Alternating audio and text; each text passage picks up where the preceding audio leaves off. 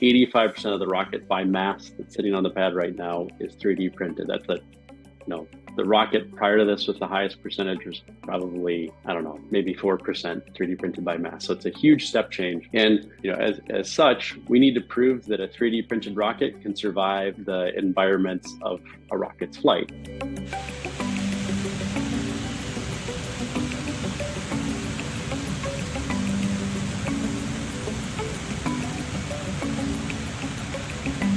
There are a lot of things that are special about this. We have the ability to demonstrate a brand new way of manufacturing large aerospace systems that has the potential to make access to space less expensive, more frequent, and more reliable. And that definitely has positive impacts on people's lives on Earth and will for years to come.